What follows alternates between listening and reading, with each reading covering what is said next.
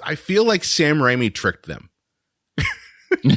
Oh. I feel like he's still like angry because of Spider-Man 3 and the fact that they canceled Spider-Man 4 and made the Amazing Spider-Man instead. So he's like, all right, fuckers, you want me back? Cool. I'll make you a little Doctor Strange movie, but I'm going to basically make it Evil Dead. Yeah. And I'm going to have all the shit that everyone loves in Evil Dead movies, and that's going to basically be in this film. Yeah, I was in a pretty packed theater, and the scene where Doctor Strange rips out the monster's eye near the beginning of the movie, there was an audible from about, I'd probably say 20% of the crowd went, oh, because they had never seen, too. Yeah, they had never seen such like graphic, bloody violence in a Marvel movie before. Oh, goody, goody, here it comes. Welcome to the Cinema Psycho Show. You are interested in the unknown, the mysterious, the unexplainable. That is why you are here. Oh, my God, don't stop now! With your hosts, Brian, John, and Elaine. Welcome to the Cinema Psycho Show, the madhouse for film freaks and film fans of all types. I'm your host, Brian Coddington, joined by fellow co-host and filmmaker, John Woolscroft. I went to my doctor and said, Doc, there's something wrong with my penis. And he said, John, you got to show some decorum. You can't just say that word out loud.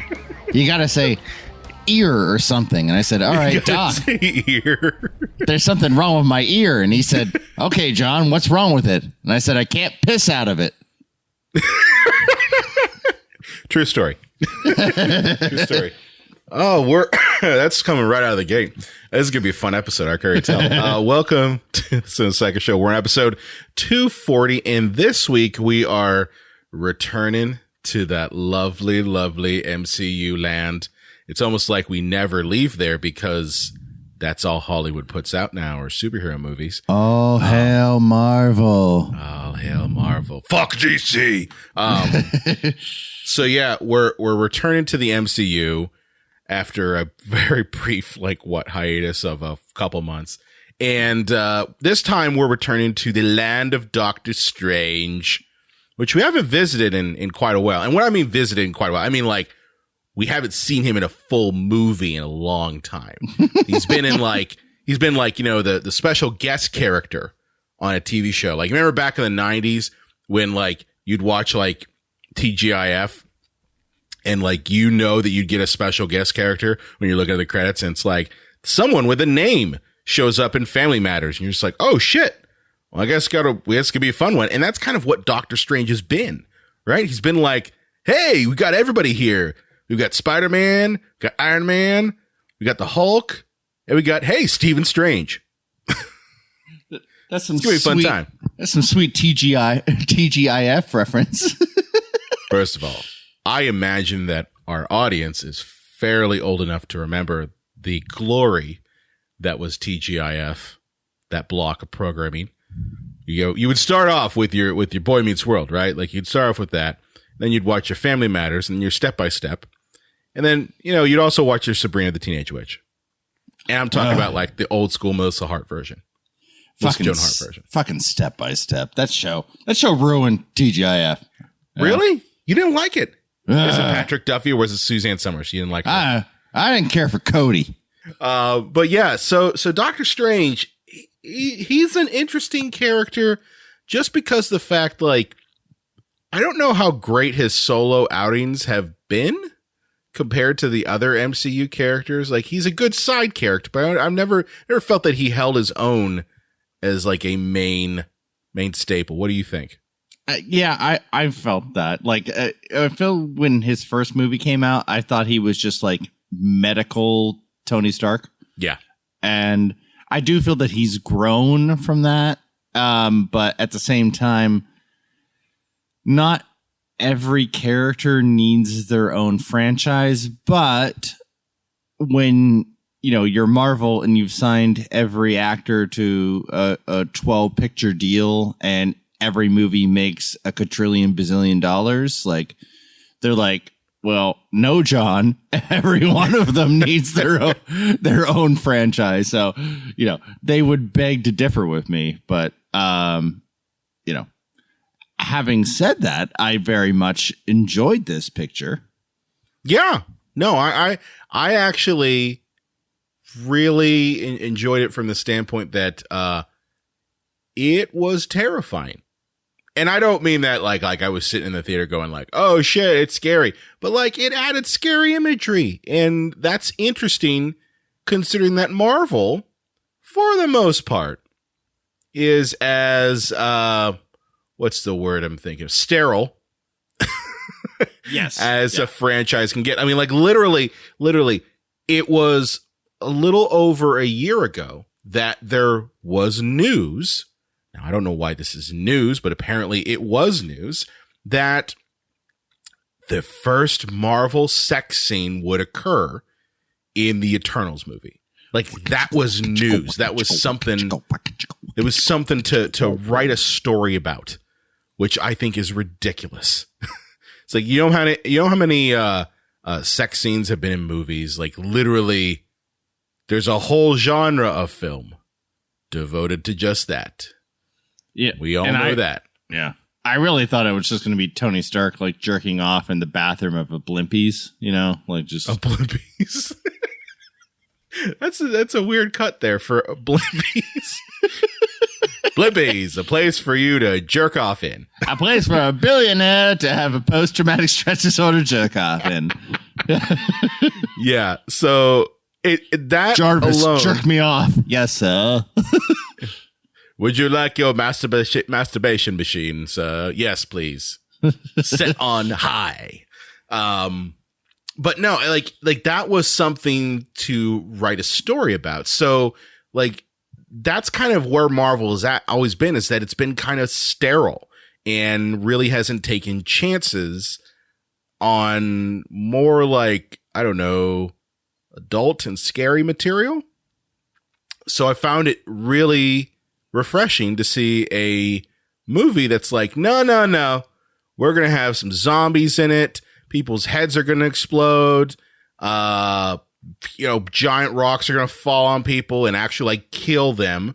People are going to get turned into spaghetti. So like that sort of thing. Good on you, Marvel, for putting on your grown-up pants. Your big boy pants. Your big boy pants or big girl pants. I'm not going to go, I'm not going to genderize it. Be anybody. But yeah. And I'll say this, like hiring like a real, director and not just like, your run of the mill assembly line. This person will do whatever we tell them to of the week, like Sam. Oh, you Raimi. mean like not committing the Edgar Wright sin of hiring Edgar Wright and then firing him because he wanted to do something different? Yeah, and they went, no, Edgar. No. Yeah, and they hired Sam Raimi and they got Sam Raimi and he gave him a Sam Raimi movie and they went, cool. And good on them for doing that, Well, I think they went, well, we just spent $200 million. We really can't get pissed off at this point. Yeah. But no, like that's the thing is I feel like Sam Raimi tricked them. I feel like he's still like angry because of Spider-Man 3 and the fact that they canceled Spider-Man 4 and made the Amazing Spider-Man instead. So he's like, all right, fuckers, you want me back? Cool. I'll make your little Doctor Strange movie, but I'm going to basically make it Evil Dead. Yeah. And I'm going to have all the shit that everyone loves in Evil Dead movies. And that's going to basically be in this film. Yeah, I was in a pretty packed theater, and the scene where Doctor Strange rips out the monster's eye near the beginning of the movie, there was an audible from about, I'd probably say 20% of the crowd went, oh, because they had never seen, they had never seen such like graphic, bloody violence in a Marvel movie before. Well, that's the funny thing is like, you got to figure the same people who were in that theater also were the same people who probably saw Avengers Endgame and saw Thanos get his head chopped off. right? Like, yeah. But I remember when we saw Endgame that we weren't sitting there going like, oh, like when Thanos got his head chopped off. We were just like, shit, Thor's pissed off. But it was not like crazy bloody. Like it was just like head got chopped off. That's it. But yeah, like I know for me, this movie felt very much like a normal Marvel movie up until the point that eyeball got plucked out. Like at that point, you realize, shit, this movie is taking it up a notch, and it's going to give us something fun.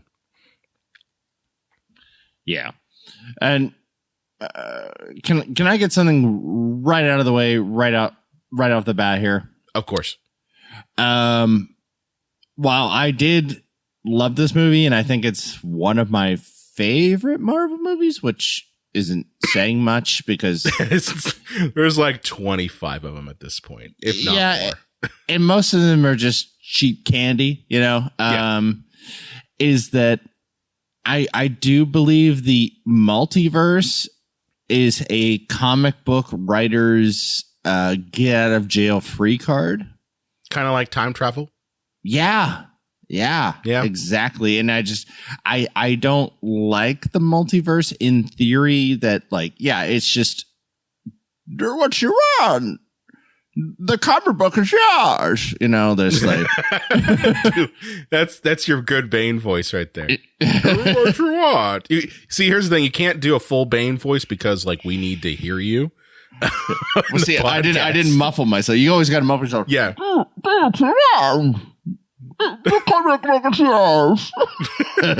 Yeah. No, you know what? I get what you're saying there because it's a thing like it's such a vast and convoluted concept that to be able to really pull off stories dealing with the multiverse, you really have to understand the rules of that subject. And that's the same thing with time travel. And I think that's why people get all pissed off about time travel movies and time travel TV shows is because the rules are always in flux. Like no one ever, and no one ever really like abides by the rules. You know, there really have only been a couple of examples that have really stood the test of time that really abide by the rules. And like the one I keep going back to is Back to the Future. Back to the Future clearly lays out what the rules are in a very clear and concise and understanding manner.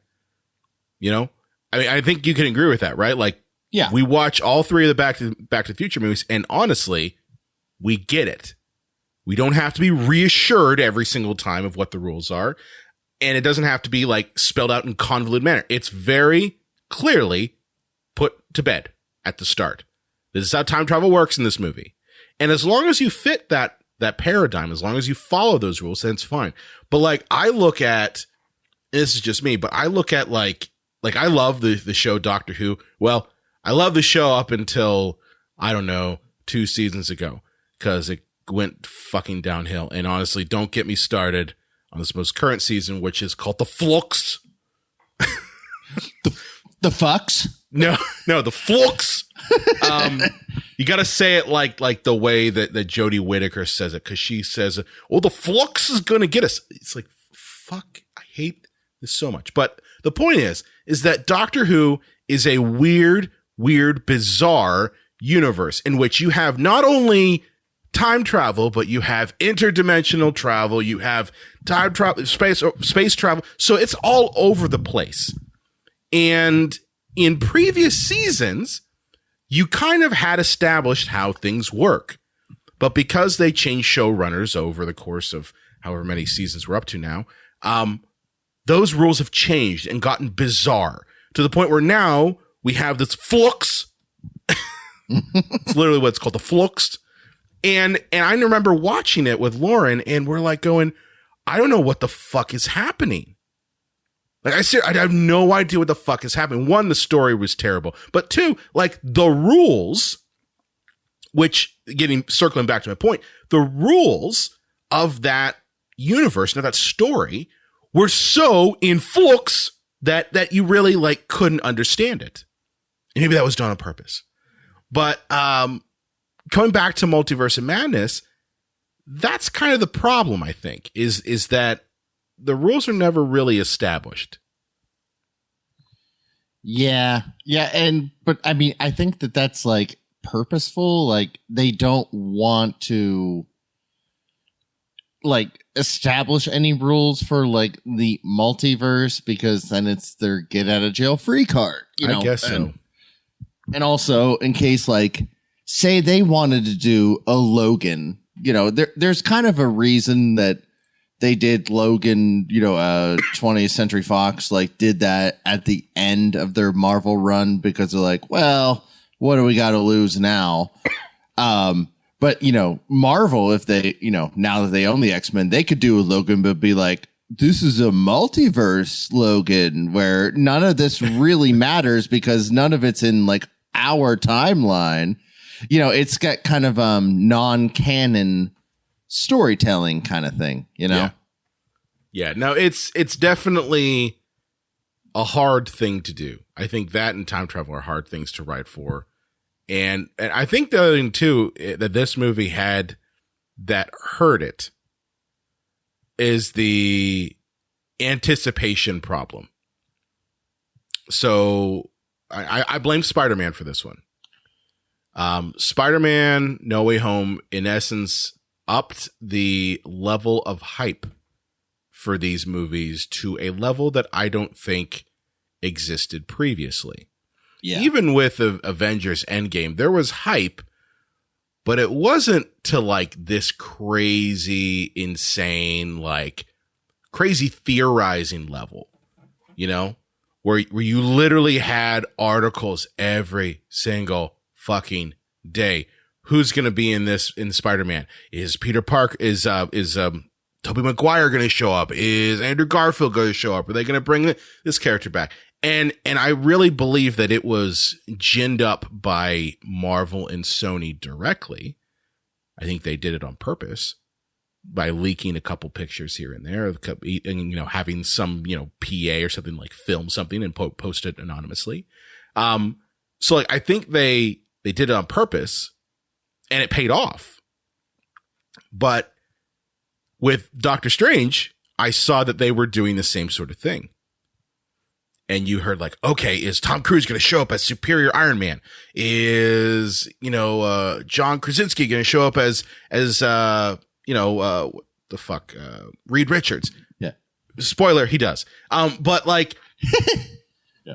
But like that sort of ginning up of the hype, if it doesn't deliver, it disappoints. Yeah. It's a dangerous game. Is Hugh Jackman going to be taking a dump eating Fruit Loops? It's like, oh, yeah, I hope that scene's in there. I want to see like Wolverine take a crap. Yeah. Fans, unfortunately, like when they do that, you're basically set up for disappointment if you don't hit all of those marks. And I think it's hard for a movie to really succeed to the level that it should if you're up against unrealistic expectations. Yeah. And I feel that Marvel has kind of hit that wall quite a bit recently, and I still haven't forgiven them for, hey, look, it's the actor that played Quicksilver in the other X-Men, and his name is Boner, and fuck you. Yeah. No, that right there. I mean, when that happened in WandaVision, that was such a holy shit moment, and then they completely wasted it. It really felt like they were trolling us. That was a troll. That was a total troll. I think they wanted to see if they could get away with it, like absolutely fucking their audience over and be like, yeah, you want to see how big and popular Marvel is? We're going to fuck our audience over, and we're going to shit in their mouth, and they're going to enjoy the taste of it. Yeah, no, I think so. I just got to wonder what the board meeting's like there. All right, so working on this episode of WandaVision. Now I got a crazy idea. What if we take the same actor from the 20th Century Fox X-Men who played Quicksilver, and we bring him over to this one, and we don't say anything about it. And what is that going to do to our audience? I don't know, but they're going to keep watching. Yeah. And guess what? We did. Yeah, that sounds great. But what's the payoff? Here's the thing. He's going to be some guy named Boner. Get it? Because we're sticking it to our audience. You know, erections. We're 12-year-olds. Yeah. Yeah. Yeah, I kind of agree with that with you because it's a wasted opportunity. And let's just be honest here. If Marvel's listening, which I doubt they are, if they always have one intern. There's one listening to intern. Anything Marvel. Yeah. So thank you, intern. Who's just like, I just want to stop watching new rock stars, please. Like, I don't want to watch any more videos. Although I like their videos, so I haven't got anything against them. Can I be a PA on She-Hulk, please? I don't want to have to listen to every podcast that mentions Marvel. But you will do it and like it. Yeah. So here's my thinking on that is that all the fans want, and this is it. I can tell you right now, this is all the fans want. All the fans want is for you to introduce mutants into the fucking MCU. That's it. Yeah. That's it. That's all. I mean, dating back to the introduction of Quicksilver and Wanda in Captain America in the Winter Soldier, that is literally all the fans have wanted. Introduce the X-Men into the MCU. That's it. I think we're going to get a couple actuallys. I think it was Age of Ultron, but was it matter. Age of Ultron? No, Yeah. no. They introduced. Here's the thing: the actuallys can have at it because they were introduced at the end credit scene of Captain America: The Winter Soldier. Ah, okay. I actually have to sit through for those. Yeah. Yeah. So yeah, like that's I think what people want. They want mutants introduced into the MCU. You know, you basically, Disney owns those properties. So introduce them. Like, Jesus fucking Christ. But that's what people want. At least that's what my view of this is. They want all of their toys together. That's it. That's why we loved Endgame. That's why we love the end scene, the end fight scene in Endgame. It's basically like having all of your toys battle all your other toys. It's basically it. I'm surprised Disney didn't just throw in some of their other properties, you know, like Buzz Lightyear and Mickey. Oh, you mean like Space Jam, A New Generation? Yeah. Memories. Yeah. So getting back to Doctor Strange. Yeah. Getting back to Doctor Strange. Do we want to go into a little bit of the plot in this? Do you want to spoil the shit of it?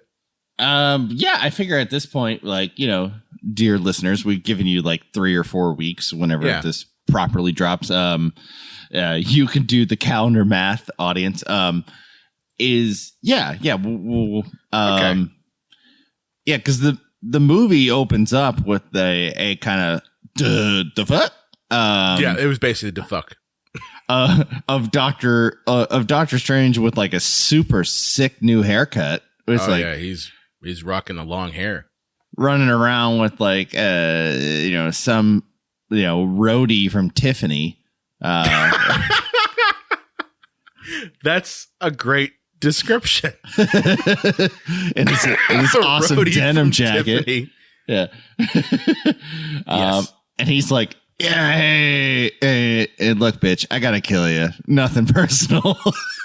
But it's like, listen, this monster thing, if it gets your power, it will kill everybody. So, like, I gotta kill you instead. Yeah. No offenses. And yeah. And which, she's like, I mean, it's very Doctor Strange-esque, right? Yeah. Yeah. That's what he does. He's actually acting like himself, unlike the Spider-Man movie where it's one of those like, we kind of just need you to carry on the plot of the Spider-Man movie. So you're not going to act like yourself at all, you know? Yeah, that was a weird thing I noticed, by the way. It's just like, he was very quippy in Spider-Man No Way Home. And then in this one, he's very much just like, I'm a human. Yeah.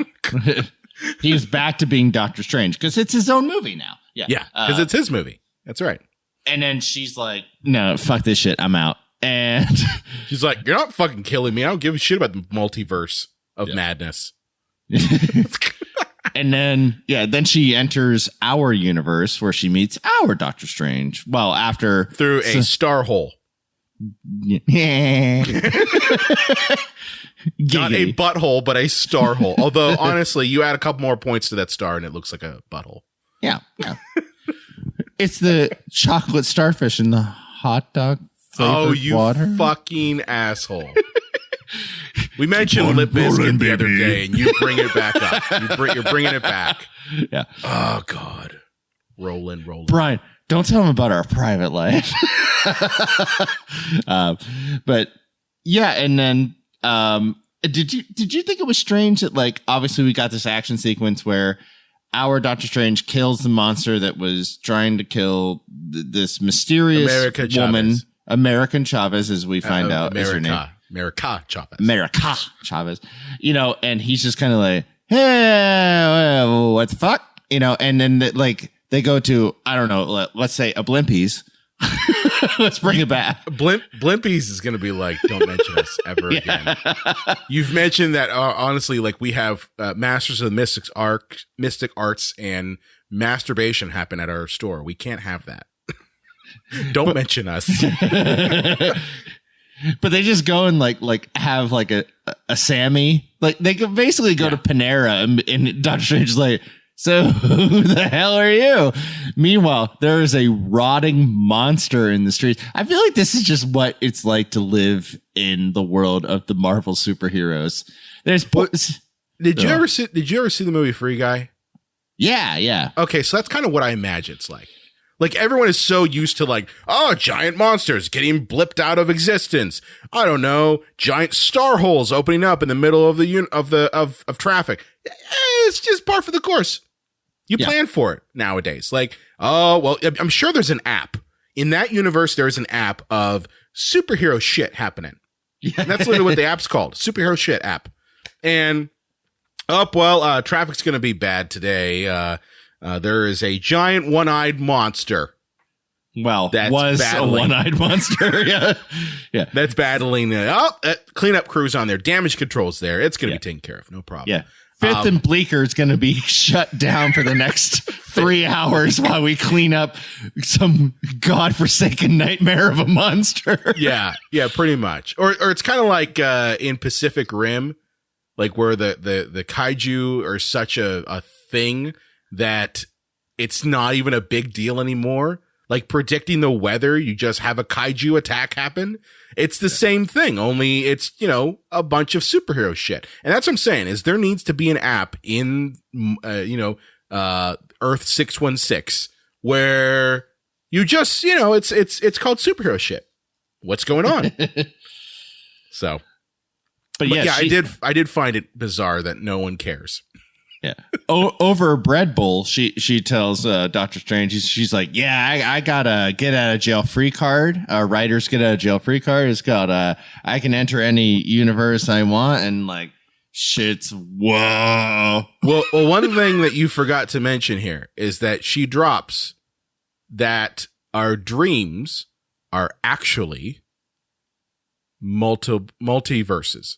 Like when we dream, that's actually ourselves in a different universe. Yeah. I don't know if I like that. I did not. I think that's about the only part of this movie and that I did not like. Like, fuck off, Sam. I'll be like, so let me get this straight. You're telling me that there is a universe in which I'm constantly late for high school and then I show up for high school and I have no clothes on. There is a universe with that. Like that constant dream I have where I'm like, I didn't show up to algebra all semester and I'm going to fail. Like there's a universe. There's some poor John bastard out there. Or there's a universe where all my teeth fall out. Like that happens. I mean, people have like post-traumatic stress disorder nightmares. So that's like that's some universe. It's like, oh man, I had this crazy dream last night where my uncle fucked me in the ass. Like, oh my God, that's a universe. God, that's horrible. That's universe. Yes, it's a universe. So yeah, I don't know if I like that. I think that was a writer's jail a free card. Yeah, I think that was it. Yeah. But yeah, so she tells her, gets a lowdown that she has this power and that someone is after her. And that they're sending these demons to get her. Well, Doctor Strange knows someone who knows a little bit about magic, even though he's the master of the mystic arts. So he goes to visit Wanda. Because that seems like a good idea, right? Hey, Wanda. And thank God he goes and visits the absolute person that is behind everything that is going to continue the plot. I mean, I got to say, for a man who did meditation and saw 60 trillion different versions of how, I don't know, the whole Thanos thing was going to go, he pretty much shits the bed with this one. Yeah, and I feel that that was one of the things about that was in Infinity War. Yeah, Infinity War. I couldn't remember if it was Endgame or Infinity. They're all blending together now. Yeah. Where it's like, oh, he has that power. Well, how do they get past that storytelling? Oh, just never mention it again. Well, to be fair, he had the Mind Stone at the time, and he doesn't have the Mind Stone now. So he was able to use the Mind Stone to not the Mind Stone, excuse me, the Time Stone. I'm sorry. There's so many damn fucking stones. But use the Time Stone to go through all the different timelines. And again, which by the way, that sounds very much like the multiverse. Again, he's smart. You would think he would know this. He would know how this stuff is happening and why. And Wanda, honestly, seems like the type of person who's not stable and who might be the bad guy, especially because he knows about, what was it? Westview. He knows about the Hex. He knows about it. Which he did nothing about. He didn't do shit. Yeah. Which it was called, we don't have money for Benedict Cumberbatch to show up. But again, he knows about it. He knows the shit she went through. And he doesn't think that maybe she might be the person behind it. So yeah, bad on him because he basically gives the ball game away. Again, he's kind of good at that. Goes to see Wanda, and Wanda reveals, very, again, stupidly on her part, that she knows the America's name, which Doctor Strange did not tell her, and kind of reveals that she's the one looking for her. And to Wanda's credit, she ultimately wants America for not selfish reasons. She wants her kids because it's selfish in the standpoint that she wants to murder a person to get her kids. I fucking hate Wanda. You hate Wanda. I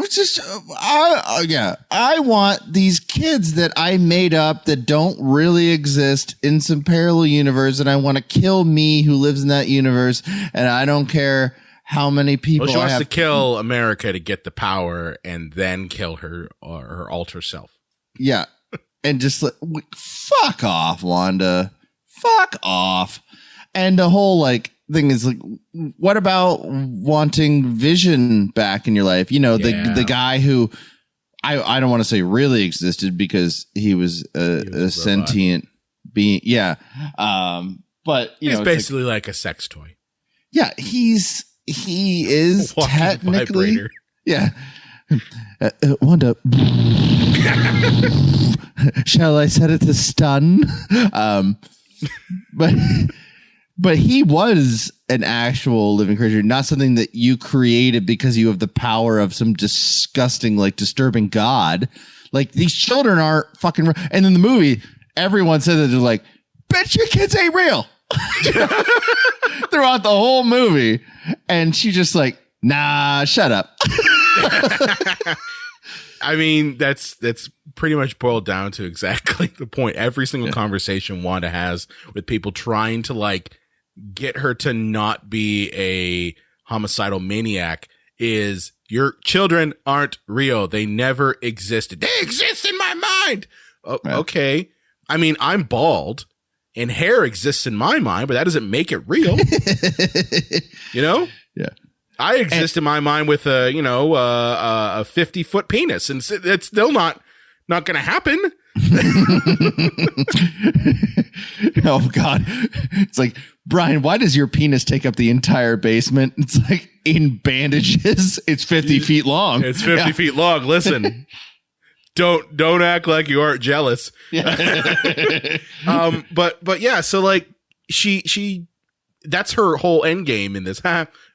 Is she wants to steal America's power to go to the universe that her kids exist and steal the kids. And the thing is like, I kind of see that as like, I don't hate that plot point too much, because if you watch WandaVision, it makes sense. That's literally the only progression that character can go to next. She had to kill her kids. And what's the repercussion from that? And she gets a hold of this dark magic, the Darkhold, which, by the way, not the first time we've seen the Darkhold in Marvel properties. Okay, there was this thing called Agents of S.H.I.E.L.D., which a whole season was devoted to the Darkhold. Just saying. You mean the only Marvel product that we haven't been forced to ingest like moment to moment and all talk about constantly? That one for a while. Yeah, well, I mean, that one for a while. I think it was the only time that Marvel didn't just hit a home run of like, watch it, monkeys. There's a reason why. There's a reason why. And that's because that was not owned and run by Marvel proper. That was owned by like the actual comic book version of the comic book side of Marvel. So like there's the Marvel Studios, which is the MCU, and then there's regular Marvel. And around that time, that was when Kevin Feige kind of split from regular Marvel, the Marvel proper, and made more or less the Marvel Studios. So that's the reason why. It's also the reason why Daredevil, Jessica Jones, Defenders, all those properties existed on Netflix and were separate, is because they were not produced by Marvel Studios. Little side backroom knowledge. But yeah, getting back to Doctor Strange. So Wanda's got this Darkhold, and it's basically corrupting her thinking, which, okay, whatever. And that then leads her to basically challenging Doctor Strange to hand over America Chavez, or else she's going to, like, I don't know, fuck them all up. Yeah, and here's my big question about the movie. If she is like basically Thanos part 2, she has that much power and everything. Yeah. Why did she send like some squid monster in the first place? Good question. Because the writers needed to have time to reveal that it was Wanda sending them. And she says it was a mercy. Because if the Scarlet Witch comes and does it, then, well, there's no mercy. Okay. Why don't you just make another TV show universe where you're hanging out, you know, like. Just do another Hex. This is us, dude. This is us. You know, that universe. Yeah. Yeah. So, make a long story short, Wanda arrives and does fuck up everyone at Carmitage. Like, which is like Doctor Strange's pad. It's not his pad. It's his, like, you know, home base. Because Bleecker Street is his pad. It's kind of like the home base for all the wizards in the realm. There you go. Because every superhero lives in New York. Every superhero. Everyone does. No one lives in just, I don't know, Des Moines, Iowa. No one lives there. Yeah. Why is the Avengers Tower in the middle of a cornfield? I don't know. New York's taxes were too much. So anyway, yeah, Wanda fucks them all up, and ultimately, America, in the middle of all this battle, opens up a portal to an alternate universe. Okay? in which we find out that, one, I love the fact that Bruce Campbell shows up in this alternate universe. Well, he had to. He had to. It's a Sam Raimi movie. Yeah. And what's he name? Pizza Popper? Something like that. It was like Pizza Papa. I think it was Pizza Papa. And apparently in this universe, pizza balls are the thing. Like, you don't get a slice of pizza. You don't get a triangle. You get a cup of pizza balls. And he shows up and says, Pizza Papa needs his money. Yeah. And did this universe kind of feel like Demolition Man meets Logan's Run? Yes. Kind of. Yes. I was waiting for the, Doctor Strange drops one F-bomb or something like that. And there's a thing that says, Doctor Strange, you have fined $1 for violation. One credit. You have violated 1 credit for violation of the vocal protocol. And there's 3 seashells in the bathroom. Yeah. For those who know what the hell Demolition Man is, you will get it. Yeah. If you're old like us, but can I say something about the message? Sure. And I don't quite understand what the message, like what they were trying to get across what this movie was when they're like, oh, in most universes, food is free. Ah, yes. Marvel, what's the message that you're trying to get across here?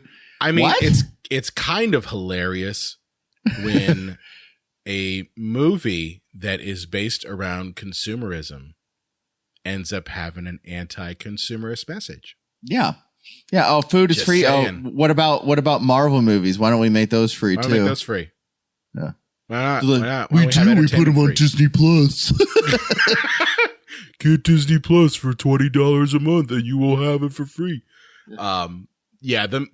The message, and someone had to throw it in there, right? Someone had to throw that in there. Like, okay, this throwing about food being for free because we got to throw that in there, which, don't get me wrong, I'm okay with trying to weave in relevant messaging in movies.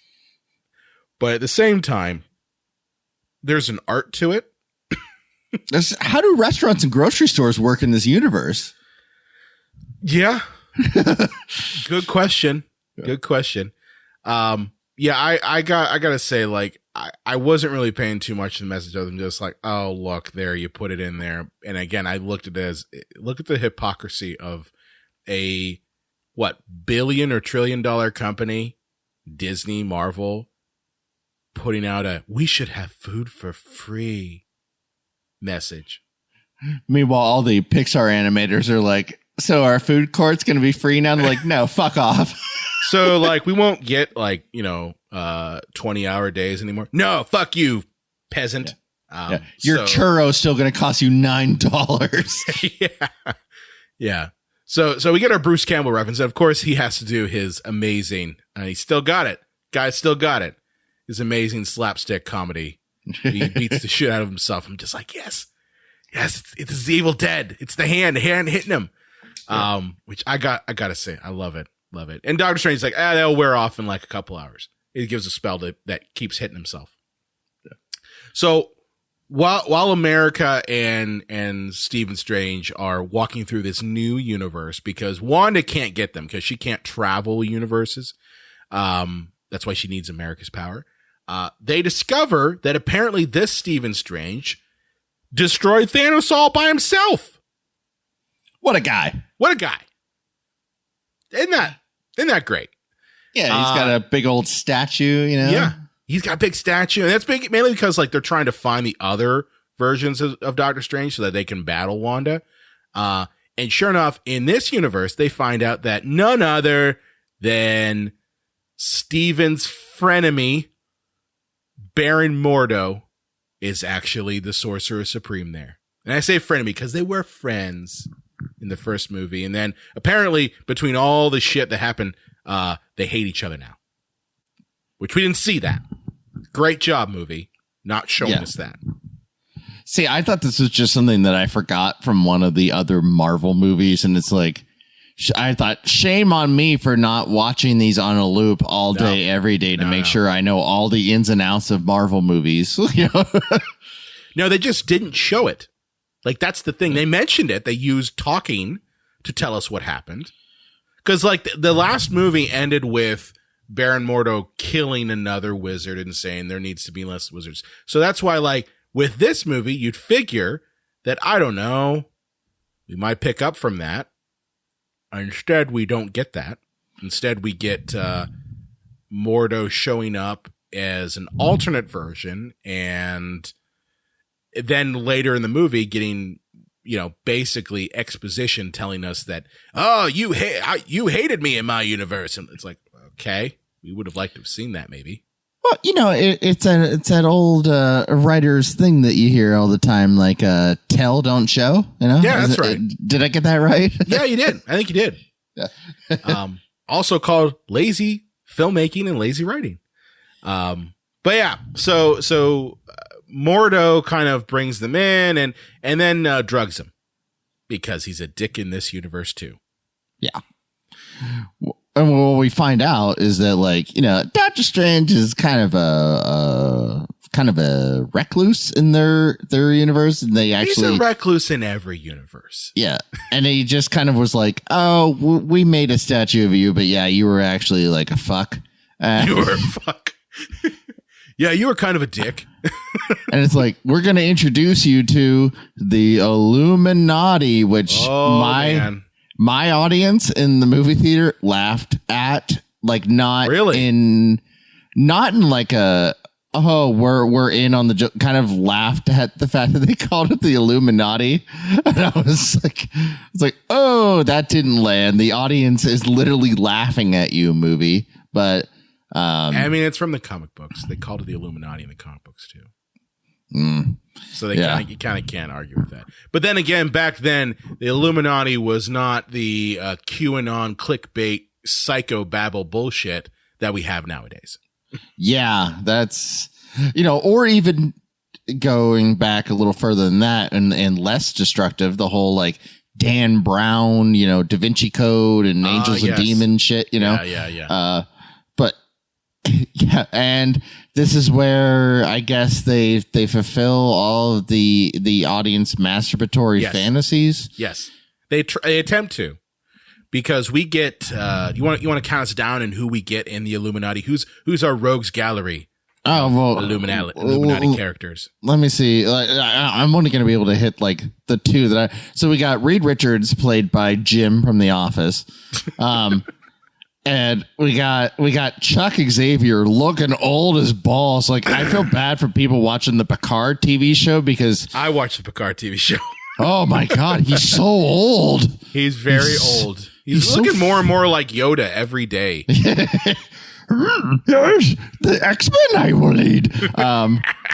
Yeah.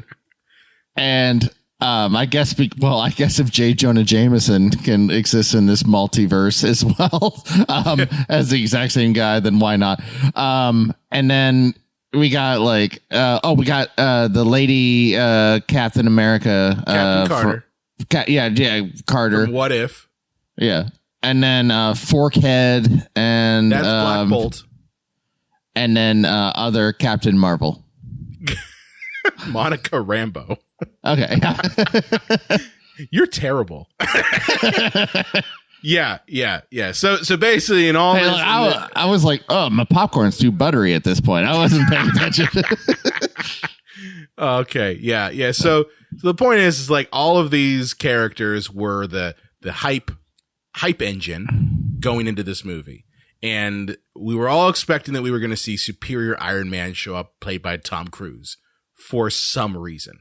That would have been far out, actually. Yeah. And I forgot to mention, the Sentinels are Ultron bots. Like the robots, those are Ultron bots. Yeah. Okay, cool. But yeah, so you get all these rogues gallery of characters there, and they're not, I mean, they're not the most interesting, mainly because they only are on screen for about, I don't know, a total of 10 minutes. And can I ask a question that maybe I missed something on here? Yeah. Why is it that in some parallel universes, people look exactly like they do in other universes, but then other people are completely different people. How so? Well, Doctor Strange is Doctor Strange in every universe. He looks like Benedict Cumberbatch. He is Benedict Cumberbatch in every universe, but like there's a completely different Captain America in this universe. And you know, I think that is main. Well, okay. Do you want the storytelling reason, or do you want the Hollywood reason?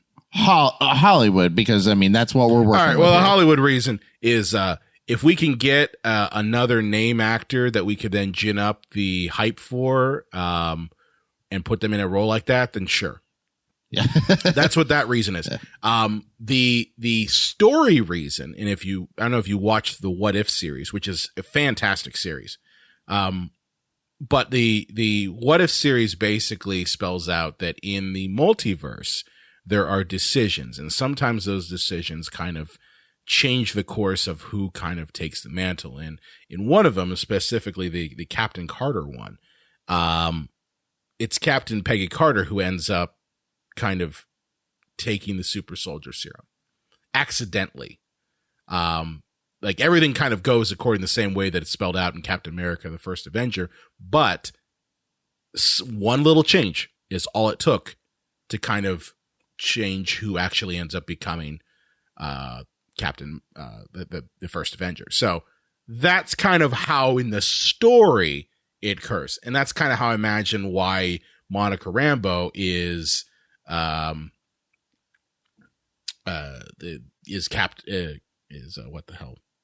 Marvel. Okay, so like in these universes, these people that are in our universe exist. They just didn't get like super awesome superpowers. Yes, basically like, and it makes sense because like Monica Rambeau was Captain Marvel's like best friend, possibly lover. That's what they've kind of hinted at. Which okay, cool.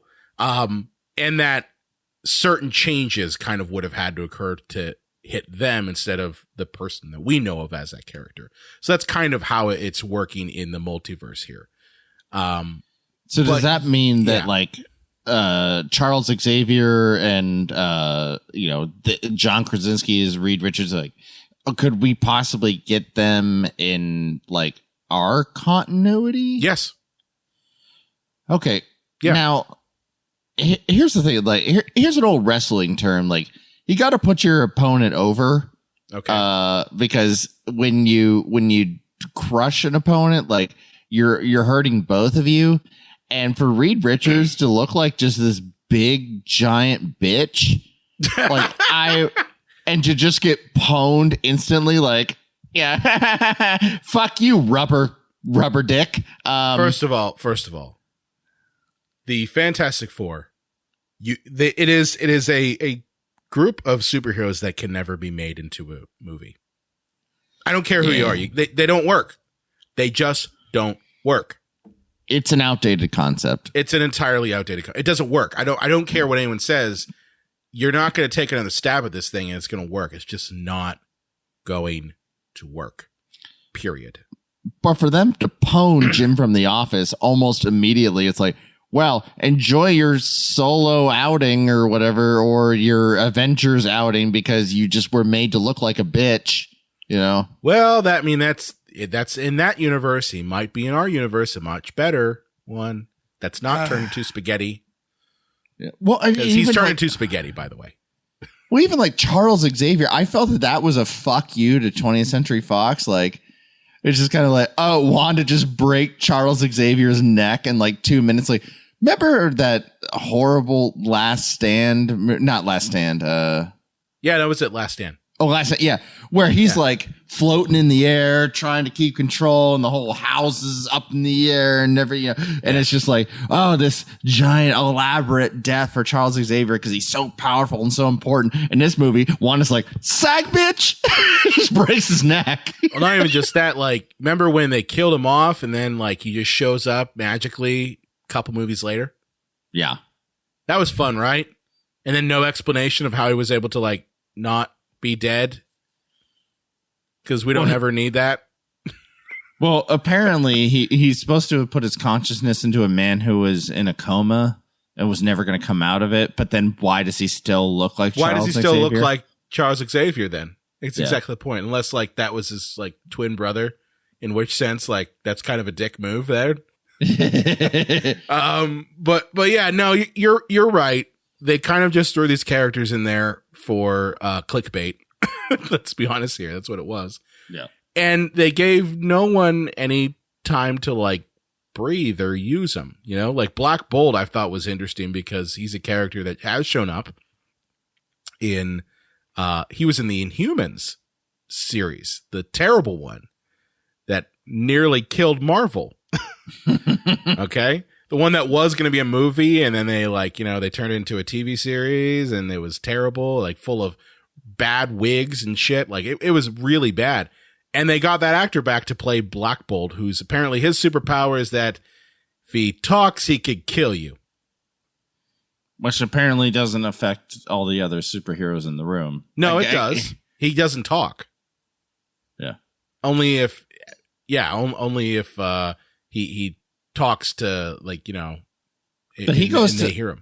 But he goes to like yell at Wanda with everybody else in the room, but like an idiot with his mouth missing, and he blows his own head off because the sound goes into his head.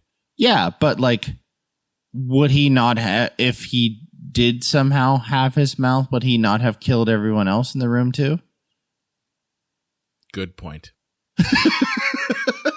Probably would have. Yeah. But we don't know because he busts his head open. Sorry, friends. Yeah. Sorry, friends. Yeah. I got to say, the one thing I want to talk about with the Illuminati that I really liked is that they made Professor X's powers look like the comic book. And they gave him his yellow wheelchair from wheelchair from the animated series, you know. And they even had like the little animated series like theme under it, which is great. I was like, yeah, there you go. But like I liked that his powers had those little like circle things, you know, like in the comic books we always see the little circle things that when he's using his mind powers, and it was kind of neat to see that show up in this. But aside from that, the Illuminati was kind of disappointing. Like I felt it was disappointing. I did feel that like they're like, well, we just need to like appease the audience, but we need to move on.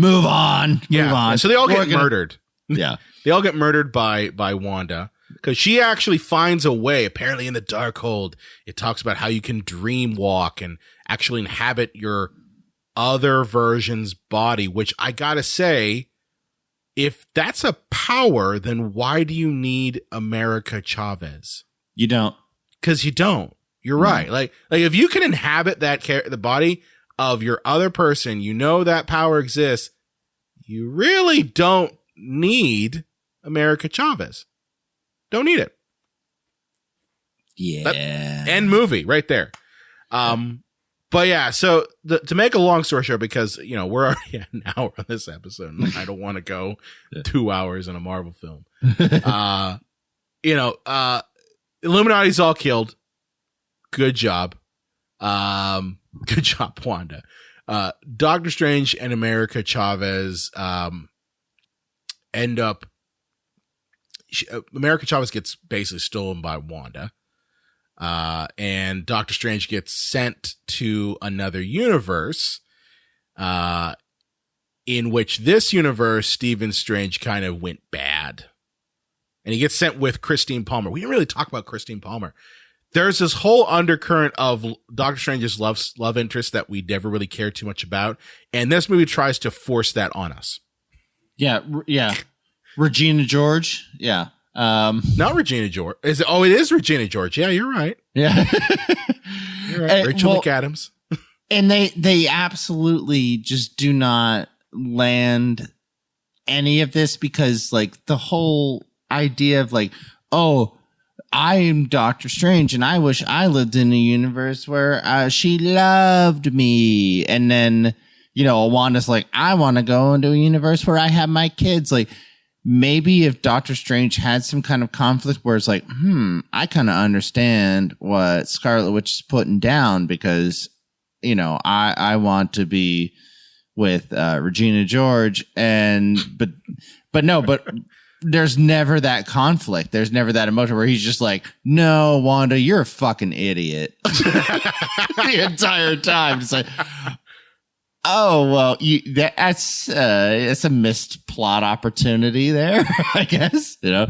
Yeah, I guess for me, I didn't care about her in the first movie, and I sure as hell don't give two shits about her in this one. It's nothing against Regina George. It's just, you're trying to shove a relationship that was unrealistic in the first movie and trying to bring it all back in the second one. And it's like, I don't care. Yeah. I'm watching I don't give a shit. And I mean, unless I miss some credits, post-credits sequence or something like she's just not been brought up since the first movie, and she was not remarkably important in the first movie. And it's just kind of like, oh yeah, hey, remember how he said that he loved her? Remember? I'm like, no, I don't remember. No, I don't remember. There was a lot going on in the first movie. I didn't give a shit then. Yeah. So. Yeah, Regina George and Doctor Strange are in this bad universe in which they uncover Sinister Strange. Sinister Strange, who's gone bad because he played around with the Darkhold, because you find out that the Darkhold is kind of the only thing that can get rid of Wanda. Like, you can use it because every universe has their own Darkhold. So after a battle in which, Sinister Strange gets defeated, with music, by the way. Pretty cool battle, actually. Yeah, they're like fighting with musical notes. I'm like, I like the musical notes. I thought that was cool. Apparently, that might have been ripped off of somebody. Samuel Raimi, what are you doing, sir? Ripping people off. I think there was an article I was reading that they might have ripped off that battle from, I think it was either a video game or animated thing, or a short film. But yeah, that might have been something. Sounds like the mouse. Yeah. Sounds like the mouse. Yeah. But, so Doctor Strange ends up using the Darkhold, and he's been told the whole time, like, don't use the Darkhold. It has repercussions, blah, blah, blah. He doesn't care. Because remember, every Doctor Strange in every universe is kind of a rogue dick, you know? Mm-hmm. Yeah. So he ends up using the Darkhold, and he dreamwalks into the corpse of the dead Strange from the first scene in the movie. The opening Strange. Yeah. Love it so much. I loved it. I had a big old boner. And I was like, yes, this is Evil Dead right here. I'm like, I don't even care about my buttery popcorn anymore. I got a 6-inch boner or 6-foot boner with a cheeseburger on the end of it. I'm like, so let me get this straight. You've got Doctor Strange using the Necronomicon to communicate with the dead body and inhabit the dead body. Yeah. And on top of that, there are floating monsters that end up becoming his cape. Yeah. Yes. I'm like, fuck yes. Sam Raimi, awesome. You are a national treasure. Like, I love you, man. I love you, Sam Raimi. Please do more of this shit. Because if you took a spin to everything and you added an Evil Dead spin to it, oh my God. I loved it. I was like, he's flying around with skeleton corpse ghosts as his cape. You don't get more badass than that. What's your cape made out of? Skeleton corpse ghosts. They're black, and I'm an undead corpse. It sounds like you're describing to me like a Dio or Slayer album cover. I guarantee you that was literally what he's looking at. Our inspirations. How can we make the most badass thing? Make him an undead Strange with corpse ghosts as his cape. Yeah, so he flies up to some mountaintop thing because apparently Wong told Wanda how the Darkhold is actually a copy and that the real Darkhold, the original, not the Xerox version, exists carved in some monument thing on our Earth. By the way, I gotta say, don't you think with all these superheroes that maybe someone would know this creepy shit's everywhere on Earth? It wasn't just hidden. It was in a mountain, you know? Yeah. Earth is not a gigantic place. It's a fairly small place, especially with all these superheroes and shit. You're telling me no one thought maybe we should destroy that monster home? But yeah, anyway, this is the first time we've heard. First time we heard that there's monster. By the way, at the same time, there is a frozen Eternal in an ocean.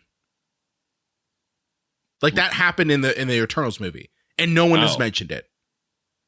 Oh, there's a gigantic. Yeah, you didn't see. I don't think you saw. Yeah, I was gonna say. I guess I should have seen that I'm movie. being serious.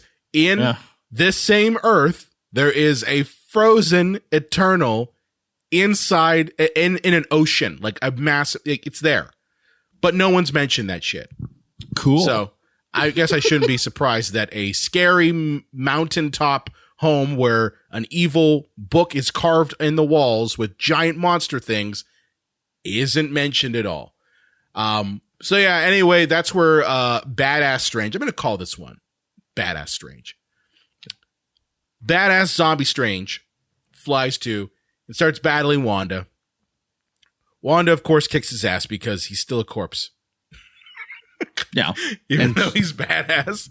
And the way that Wanda stopped, okay, is that America Chavez is finally able to get a hold of her fucking powers and terrifies her by showing her kids to scary Wanda. And Wanda looks insane at this point. Yeah. And I just want to love you. No. I know this is supposed to be like impactful and everything, but I just like the kids are so fucking awful as actors, and I don't fault them. They're just kids. And just like but they're I'm like, oh, why would you want why would you want you those lucked kids? out. Yeah, you lucked out by not having these little fucking mutants in your life. This is why you don't have children. But yeah, and they're just kind of like, oh, look, a fucking horrifying monster. And she's like, I love you, kids. Yeah, I think I'd be terrified too if my mom came in and be like, I love you. I traveled the multiverse and murdered people for you. I have like red demon eyes and albino skin. And like, what about my mommy in this universe? Fuck her. I'll kill her too. That bitch can eat shit. Yeah. Where's Vision at? He's your real father.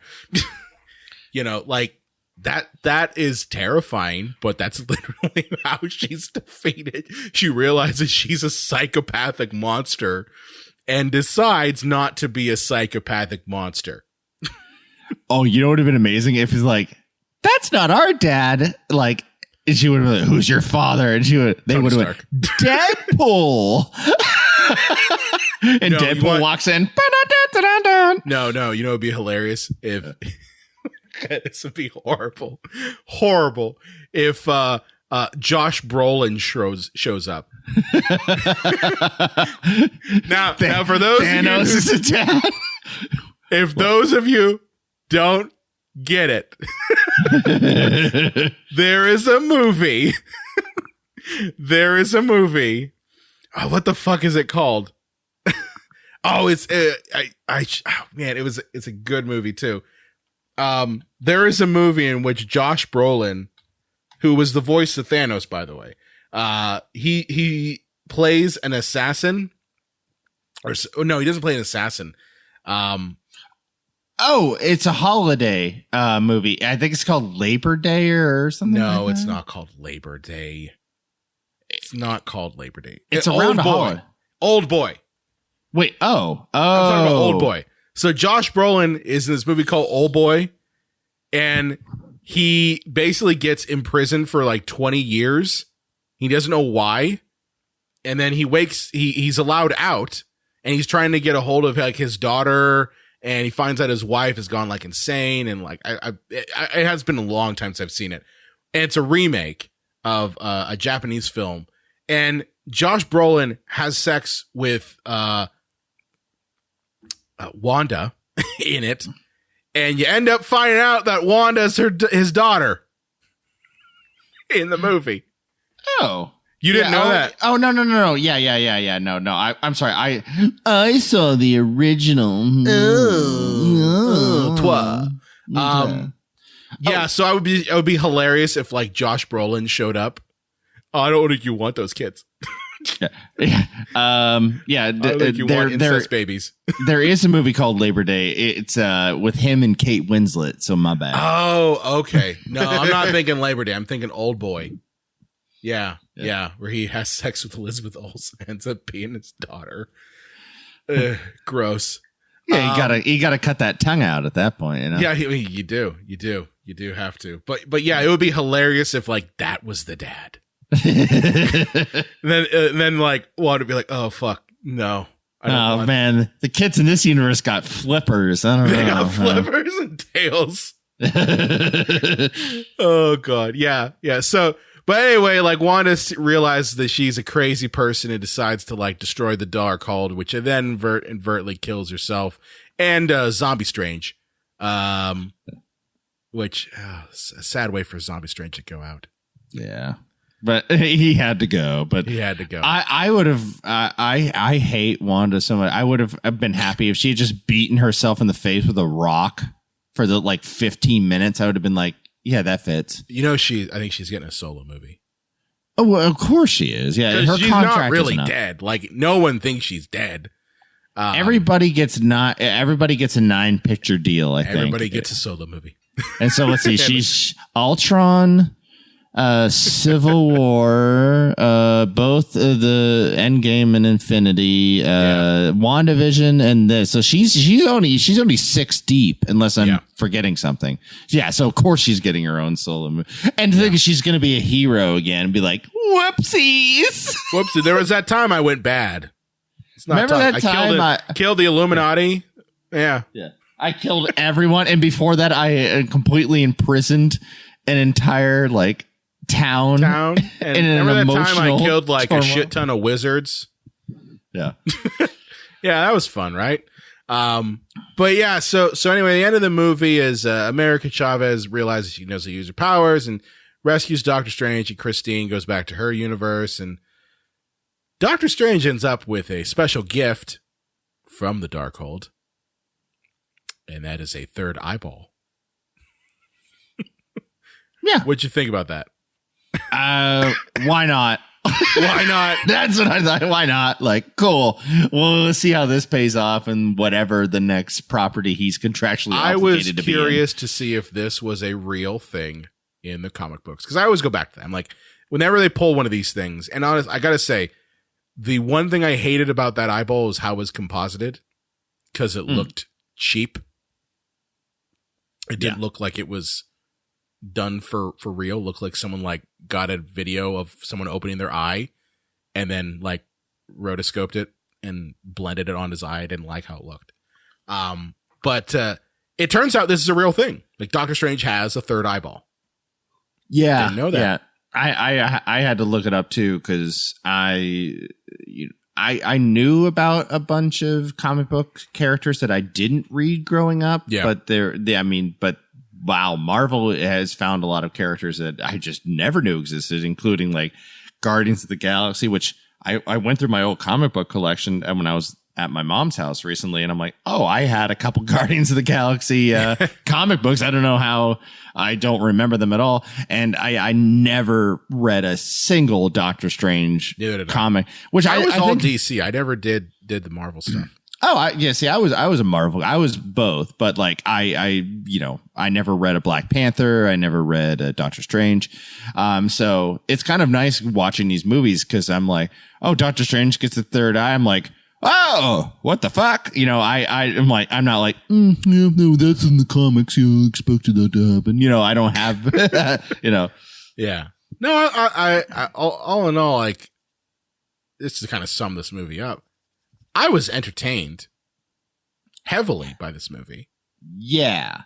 I second that. Like, you know, us talking this through, this movie is riddled with plot and logic holes that are gapingly large. But at the same time, while I was watching it, I'm like, yeah, far out. This is like fun. I'm entertained. I like that it's not just some Taika Waititi comedy fucking bullshit. Hey now.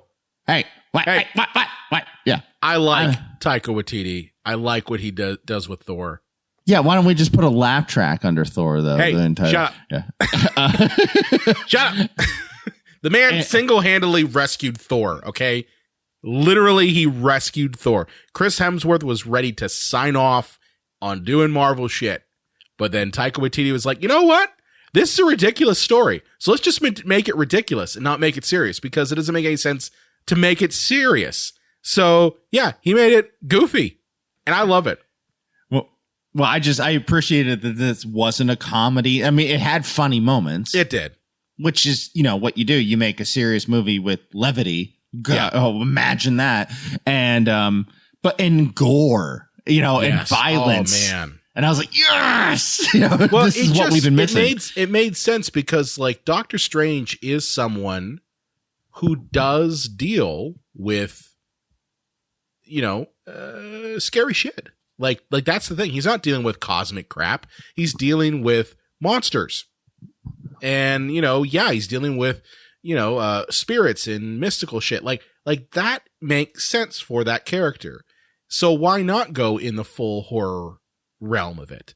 But yeah, no, I was entertained. But yes, after talking through it, there are problems with this movie that don't make any sense and are very indicative of Marvel proper, right? They're very indicative of what they do. They don't put a whole lot of depth into these movies. I think that's kind of a huge, huge problem, is that, like, I don't hold them to any standard any longer. It's like watching a high school play. It's like, well, I was entertained. They tried their hardest, where other franchises or other movies, like I'm like, well, there were plot holes, so I didn't care for it. I'm like, with Marvel, I'm like, well, I was entertained, and that's all I can ever expect from Marvel. Yeah, no, I get it. I totally get that. Cool. Any final thoughts on Doctor Strange? Marvel, continue along this line of getting tour directors and getting out of their way, and cut out a lot of the stupid comedy crap, which I know we're getting, like Thor's fucking Thunder or whatever. Love and Thunder. Yeah. Which there'll probably be a fucking Thunder in there. Yeah, where, I'm sure Natalie Portman's going to be like, what's the deal with lampshades or something, because it's Taika Waititi, but yeah, cut out the crap. And Thor's going to be like, I had a lampshade once, then you really hate Taika Waititi and Thor, don't you? I love Taika Waititi when he's not with Marvel. I love that man. I love what we do in the shadows. I love Jojo Rabbit. just get the fuck out of goddamn Marvel. Otherwise I love you, Taika. I get you. Yeah. I love it. I mean, my final thoughts on Doctor Strange is that Marvel really needs to be careful when they try to gin up hype. They absolutely need to be careful on that, because unfortunately, fandom has a track record of putting unrealistic expectations on movies. And if you consistently try to gin up the hype and you don't deliver, you're going to piss people off, and they aren't going to want to go see your movies anymore. Mm. That's my thing, because this proves that people kind of go off. Like, everyone was expecting to see Tom Cruise as Iron Man show up. Everybody. Oh, we're going to see him show up. And he didn't show up. And that's all people are talking about. It wasn't that great. And Tom Cruise didn't show up. It's like, well, at one point, did no one said that he was. No one from Marvel said, yeah, we got him. Yeah. So, but Marvel kept feeding that fucking hype over and over and over again. So yeah, you got to stop doing that. You got to be careful. You got to temper expectations. You got to just let the movie speak for itself and quit trying to gin up the hype. I really believe that they gin up the hype on these movies. I think they did it with Spider-Man. I think they tried to do it with Doctor Strange. Well, I mean, too, at the end of Spider-Man, No Way Home, Yeah, there was the goddamn post-credit sequence was the trailer for this movie, which Yes. I mean, talk about building hype. You know, it's like the Back to the Future Part 2 Yes. to Part 3 trailer at the end of it. Like, you know, it's like, oh, this is the first time the post-credit sequence is a trailer for another fucking movie. Well, they did that with what the fuck was it? I think it was with Captain America: The First Avenger. They did a trailer for Avengers after it.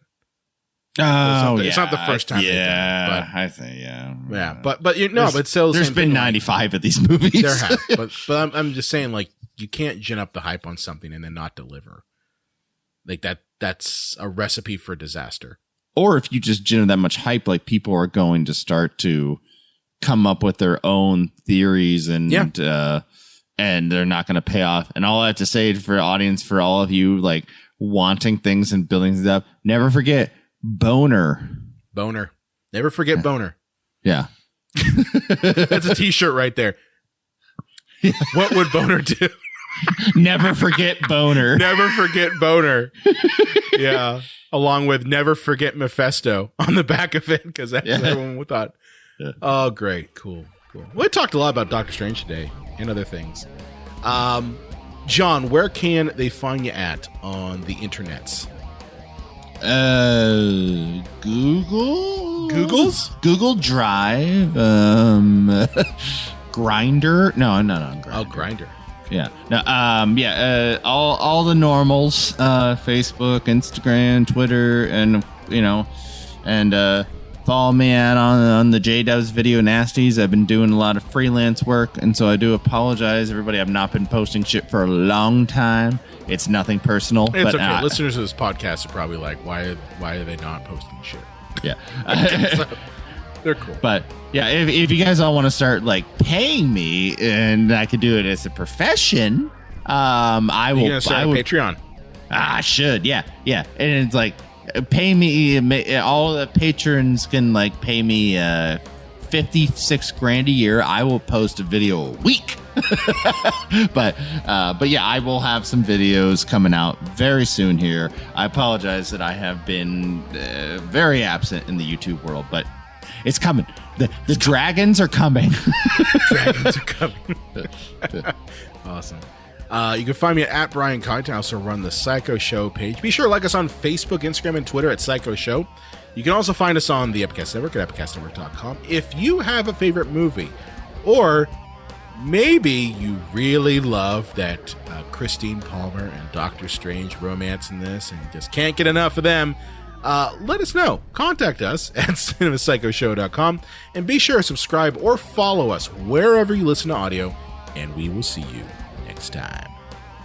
It's a shame that Stephen couldn't, with Christine, he couldn't tame her Doctor Strange. I was waiting for that. Epicast.